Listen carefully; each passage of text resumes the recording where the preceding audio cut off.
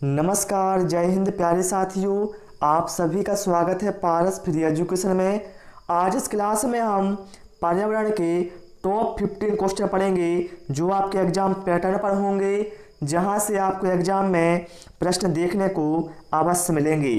इसलिए आप सभी से मेरी रिक्वेस्ट है कि आप लोग वीडियो कंप्लीट देखें और आप लोग कितना स्कोर कर पाते हैं वो भी आप हमें कमेंट करके अवश्य बताएं। तो चलिए भाई, हम शुरू करते हैं प्रश्न क्रमांक 1 से। यहाँ पर कहा गया है, एकल परिवार के सदस्य अधिक आत्मनिर्भर रहते हैं, यह कथन कैसा है?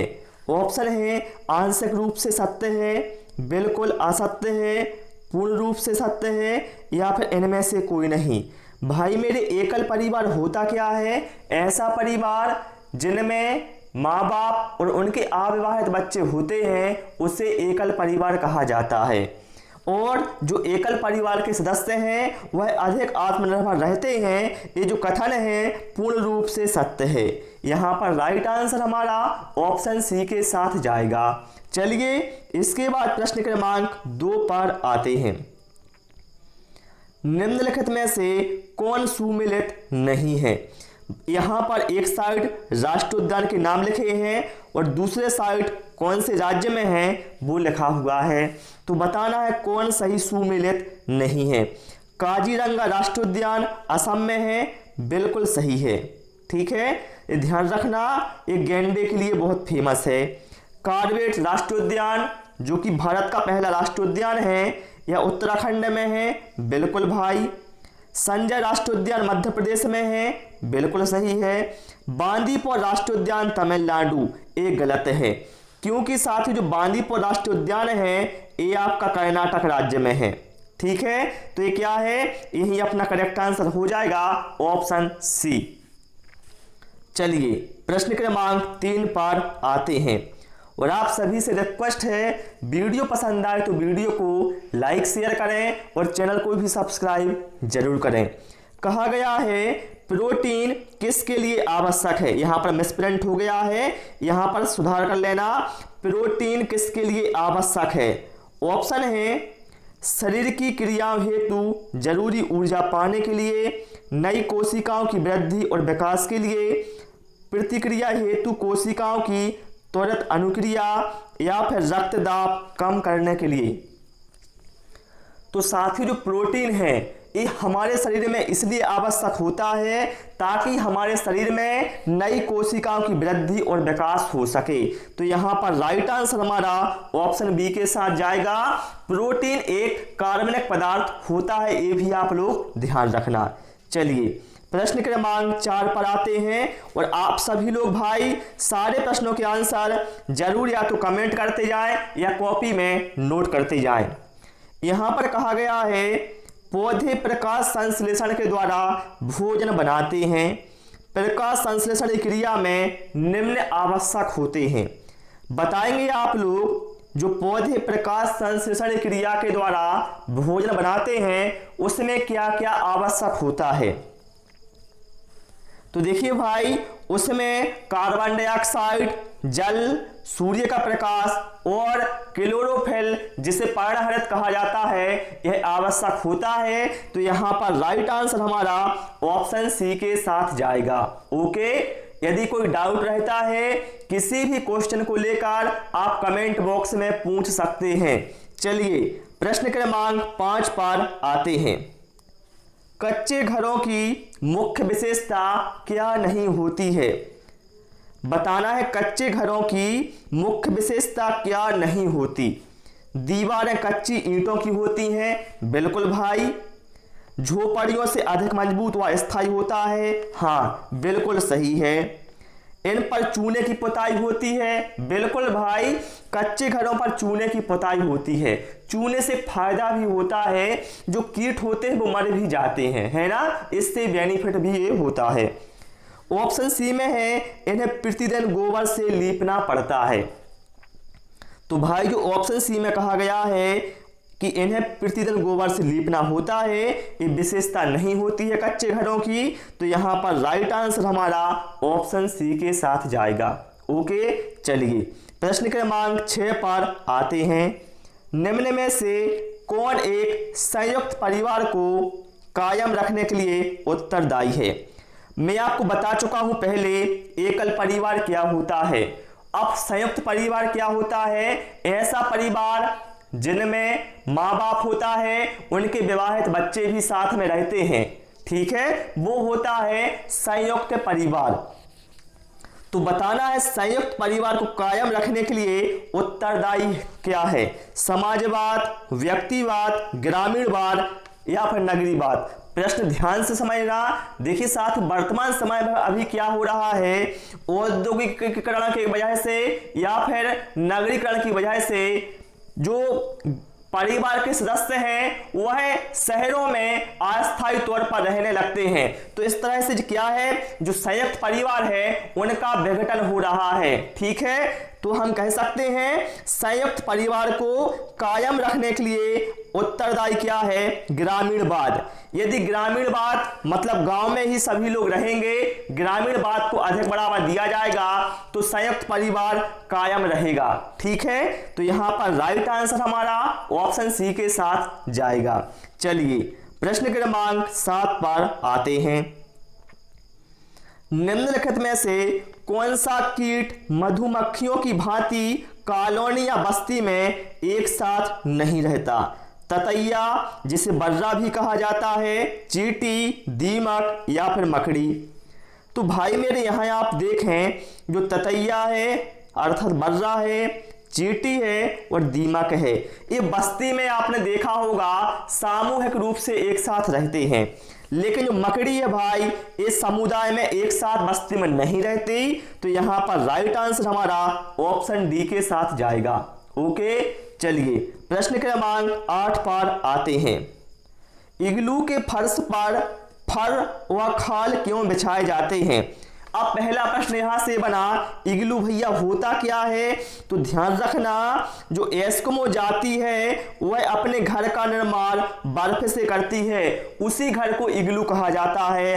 तो जो इग्लू मतलब उनका जो घर होता है उसके फर्श पर फर व खाल क्यों बिछाई जाती है, ये आपको बताना है। ऑप्शन है, यह कालीन की भांति काम करते हैं, सुंदरता को बढ़ाते हैं, घर को गर्म रखते हैं या फिर सर्दी के एहसास के लिए।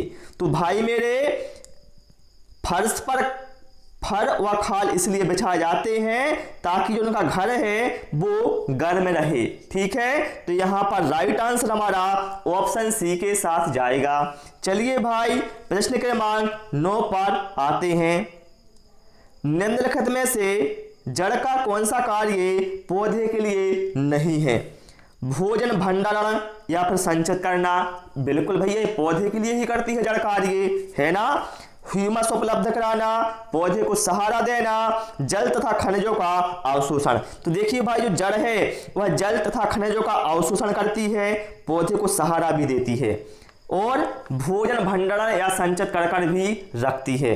लेकिन भाई ह्यूमस उपलब्ध कराना ये जो कार्य है ये जड़ का नहीं है, क्योंकि हम सभी जानते हैं जो पौधे को ह्यूमस उपलब्ध कराया जाता है वह मृदा या अर्थात मिट्टी के द्वारा ह्यूमस उपलब्ध कराया जाता है, ठीक है। तो यहां पर राइट आंसर हमारा क्या है? ऑप्शन बी के साथ जाएगा। समझ गए आप लोग। चलिए प्रश्न क्रमांक 10 पर आते हैं। एंजाइम की सर्वाधिक संख्या होती है। अब भैया एंजाइम होता क्या है? तो सुनो मेरे भाई, एंजाइम रासायनिक क्रियाओं का उत्प्रेरित करने वाले प्रोटीन होते हैं, ठीक है। एक क्या करते हैं? रासायनिक क्रिया को उत्प्रेरित करने वाले प्रोटीन एंजाइम कहलाते हैं। और इनकी जो सबसे अधिक संख्या है वो किसमें होती है? ऑप्शन है सर्वाहारी में, शाकाहारी में, मांसाहारी में या फिर उपरोक्त में से कोई नहीं। तो देखिए भाई सबसे अधिक संख्या होगी सर्वाहारी में, क्योंकि जो सर्वाहारी है वह क्या करेगा? शाकाहारी भी खाएगा और मांसाहारी, इसलिए इनमें क्या है? एंजाइम की संख्या सर्वाधिक होती है। ये सीधा साधा कॉन्सेप्ट है, समझ गए आप लोग। चलिए प्रश्न क्रमांक 11 पर आते हैं। पानी के शुद्धिकरण की कौन सी पद्धति कीटाणुओं को नहीं मारती? देखिए हम सभी जानते हैं उबालना, छानना, आसवन, क्लोरीनीकरण, ये सभी क्या है, पानी के शुद्धिकरण की पद्धतियां हैं, है ना। तो बताना इन पद्धतियों में से कौन सी पद्धति है जो कीटाणुओं को नहीं मारती। तो देखिए भाई, छानना, आसवन और क्लोरीनीकरण, इसमें क्या है, कीटाणु क्या है, मर जाते हैं।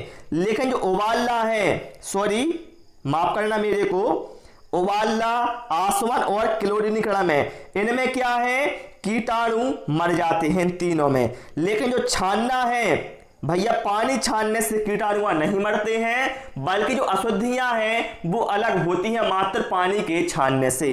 तो यहां पर राइट आंसर हमारा ऑप्शन बी के साथ जाएगा। चलिए भाई, प्रश्न क्रमांक 12 पर आते हैं। और क्लास में आपको मजा आ रहा है कि नहीं आ रहा है, ये भी आप कमेंट करके अवश्य बताएं। और भाई, आप लोग वीडियो को शेयर बिल्कुल भी नहीं कर रहे हो। मैं जब चेक करता हूं बहुत कम लोग वीडियो को शेयर करते हैं। तो भाई, वीडियो को ज़्यादा से ज़्यादा शेयर करें, उससे मुझे बहुत मोटिवेशन मिलता है। और एक क्लास पसंद आए तो प्यारा सा कमेंट जरूर करें भाई, है ना। मैं आपसे बिल्कुल भी पैसे नहीं ले रहा हूं पढ़ाने के, तो आप इतना कर सकते हैं, एक प्यारा सा कमेंट उसके बदले कर सकते हैं, जिसके लिए मैं आपको शिक्षा लगातार देता रहूं। तो यहां पर क्या कहा गया, प्रश्न क्रमांक 12 में तारों तथा पृथ्वी के बीच की दूरी को मापा जाता है। तो देखिए ऑप्शन है मीटर, प्रकाश वर्ष, किलोमीटर या फिर मेगा इकाइयां। ध्यान रखना, तारों तथा पृथ्वी के बीच की जो दूरी है अर्थात खगोलीय दूरी, उसको भाई प्रकाश वर्ष में मापा जाएगा। राइट आंसर हमारा किसके साथ, ऑप्शन बी के साथ जाएगा। क्लियर। चलिए प्रश्न क्रमांक 13, पारिस्थिति की स्थायी मितव्ययिता है, यह किस आंदोलन का नारा था। एपीको आंदोलन, नर्मदा बचाओ आंदोलन या फिर चिपको आंदोलन या फिर उक्त में से किसी का नहीं। तो मेरे भाई, पारिस्थिति की स्थायी मितव्ययिता है, ये जो आंदोलन है, सॉरी ये जो नारा है, यह चिपको आंदोलन का नारा था। इस आंदोलन को, सॉरी इस नारे को सुंदरलाल बहुगुणा ने दिया था। और आप सभी जानते हैं चिपको आंदोलन पादप संरक्षण से संबंधित था। आप लोग हमें कमेंट करके बताएंगे जो एपीको आंदोलन है और नर्मदा बचाओ आंदोलन है, यह दोनों आंदोलन किससे संबंधित थे। आप इसका आंसर हमें कमेंट बॉक्स में देंगे। चलिए भाई, प्रश्न क्रमांक 14 पर आते हैं।